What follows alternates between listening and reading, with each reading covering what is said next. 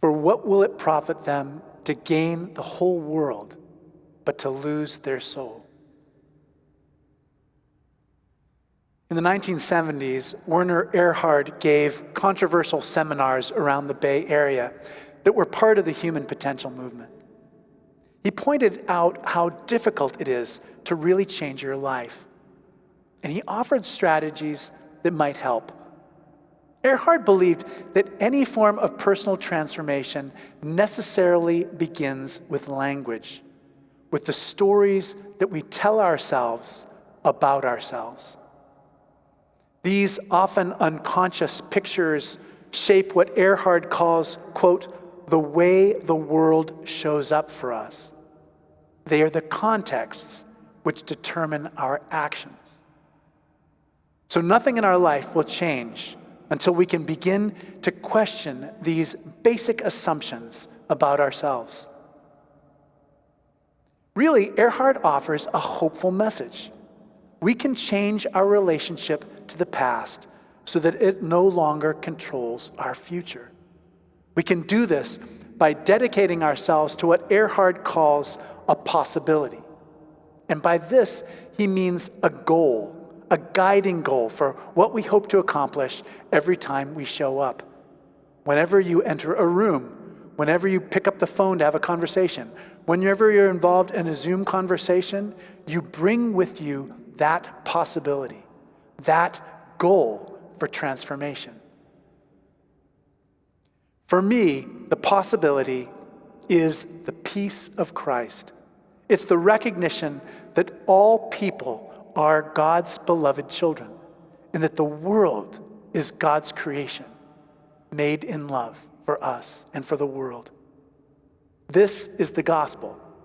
This is the good news of Jesus Christ. The Anglican theologian Donald Allchin sums up the human condition in these words. We seek what is beyond us, but our desire remains baffled. We are thrown back on ourselves by the enigmas of sin and suffering, of frustration and death. Of ourselves, we cannot attain the goal for which we long. It is only when another comes out from the unknown world of eternity to meet us and opens to us the way through that we can find the fulfillment of the desire which we know within ourselves. In Christ, God, God's self, comes out to meet us and becomes the way which leads into the kingdom of heaven. Jesus meets us this morning in today's gospel.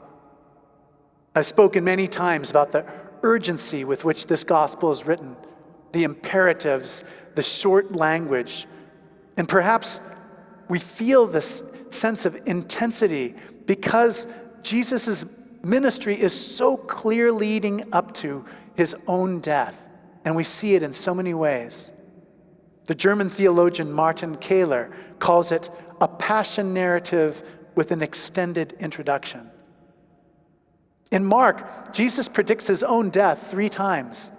In today's gospel, he teaches the disciples that the Son of Man must undergo great suffering and be rejected by the elders, the chief priests, and the scribes, and be killed, and after 3 days rise again. A chapter later, in Mark chapter 9, verse 31, Jesus says the Son of Man is to be betrayed into human hands, and they will kill him. And 3 days after being killed, he will rise again. And then, yet again, in Mark chapter 10, Jesus exclaims, "See, we are going up to Jerusalem, and the Son of Man will be handed over to the chief priests and the scribes, and they will condemn him to death, and they will hand him over to the Gentiles, and they will mock him and spit upon him and flog him and kill him." But this horrible prediction is not all that the 3 stories share in common. In each case, as Jesus tells the story in the clearest, most unambiguous terms possible, in each case, his disciples cannot hear him. They almost draw the exact reverse conclusion that he intends for them to draw.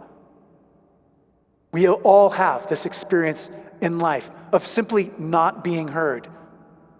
We also have the experience of things that are so horrible and tragic and crazy that we cannot face them. We cannot see them for what they are. But in these stories, it is an extreme version of this. Immediately after Jesus' prediction in chapter 9, the disciples argue over which one is the best. At the end of chapter 10, and after Jesus says this, James and John come up to Jesus and say that they want to have special seats when Jesus comes into his glory. They don't realize, like the reader does, that they are inadvertently asking to be at Jesus' right hand and left hand when he's crucified and dies. All this brings us back to today's gospel. And after Jesus explains what will happen to him, his friend Peter takes him aside and rebukes him. And Jesus says, "Get behind me, Satan. You are setting your mind on human things rather than divine things." And the Greek is a little bit more ambiguous than this. But Jesus is basically saying to Peter in the most emphatic terms possible, you cannot follow me and recommend that I should try to avoid the cross. Following me is the cross. Indeed, at the very center of the Gospel of Mark lies an extraordinarily powerful idea. It is that there are two opposing views that are at war at every level of our experience, from our unconscious thoughts all the way to the level of societies and perhaps to all of history itself. According to one perspective, might makes right. The only thing that matters is having power over others. That power could be money or fame or good looks or political influence. It could be a sense that God will help you to defeat your enemies. The Christian nationalists who overtook the U.S. Capitol, they talk in these terms, as if God is authorizing them to violence so that they will make America a Christian country by force. It's exactly the opposite of what Jesus intends. But they're not the only ones to regard the world as merely a matter of power. Many people believe this. Many think it's the only option. They believe this, and so they say it's a dog-eat-dog world, or money talks, or some similar way of expressing it. But in the Gospel of Mark, Jesus offers an alternative. He shows how God acts outside of the structures that we expect God to be in, outside of the church, outside of the temple, outside of the high priest. And in opposition to the ideal of a self which receives value by having power over others, he asserts that real greatness comes from serving others. That in fact, the greatest one of all is the one who is servant of all. So within us lie these two potential selves. Each seeks to exercise power over the other. And each of them totally at odds with each other, each trying to take possession of us. And it's a zero-sum game. Whatever one part of us gains, that other part of us will lose. With every action and every thought, we affirm either the first thesis or the second.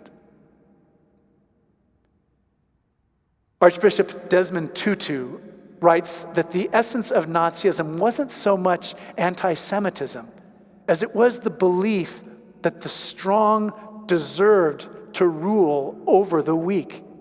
Nazism was about a lust for power. And Tutu, who preached from this very pulpit, points out a truth that I tell people who are in pre-marriage counseling, and that is that love is not a feeling primarily. Love is an action that happens when we choose to steadfastly care for others. And the feeling that this generates is what we often mistake for love. Instead of evaluating our relationships on the basis of nebulous feelings that come and go, we need to focus our attention on what we are actually doing.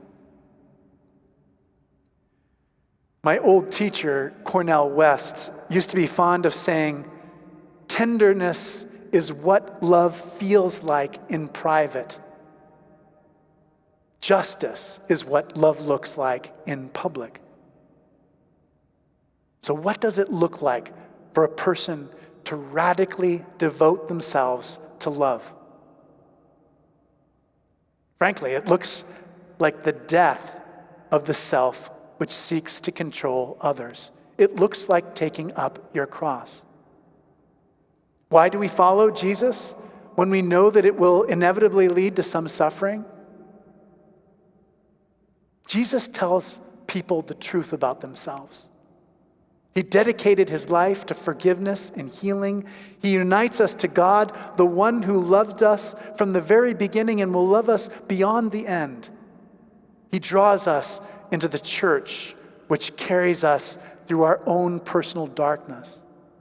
And Jesus gives our life purpose. Jesus gives us a way to live a life that matters. A few years ago, a man armed with an AK-47 and 500 rounds of ammunition walked into an elementary school in Decatur, Georgia. And fortunately for everyone involved, his first action was to take as a hostage the school's bookkeeper, an African-American woman named Antoinette Tuff. And though she's a middle-aged woman and he's a young white man and he threatened her life, she spoke to him as if he was a part of her family. She called him baby. She told him that she loved him. She promised that if he put his guns down, that she would stay with him until the police arrived and that he would not be hurt. And ultimately, that is exactly what happened. You can look on the internet and listen to the 911 tapes. At the end, she told the operator, she said, "I've never been so scared in all my life." Something in Antoinette made it possible for her to overcome her fear, to reach across all the boundaries that separated those two people and to form a new connection. She knew something about suffering herself, and she told him how human it is to feel that you've reached the end of your rope. But Antoinette Tuff had something else going for her. She had her faith. In church, her minister had taught her how to pray inwardly, had taught the congregation to pray on the inside, to find an anchor in God when things were bad in the world, a connection to the infinite, to the love of the Father. And it's precisely what she did. As everyone around her viewed the gunman as nothing more than a threat, she miraculously could somehow see him as a child of God. And this helped her to offer him a chance to see what he had in common with everyone else in that building. She brought with her a new possibility, a possibility that seemed unimaginable to others. I began this morning with Werner Erhard's observation about how difficult it is to really change, how we need a new story, a new possibility that can create a future that is different than anything else we have ever experienced. I talked about that desire for connection, for what is beyond us, and about how Jesus reaches out to help. We considered the way that the Gospel of Mark reveals two opposing forces, moving us to either depend on power or on love. And we remembered that love ultimately is an action before it is a feeling. All of this together shows how a person like Antoinette Tuff can be empowered by God to become a true hero.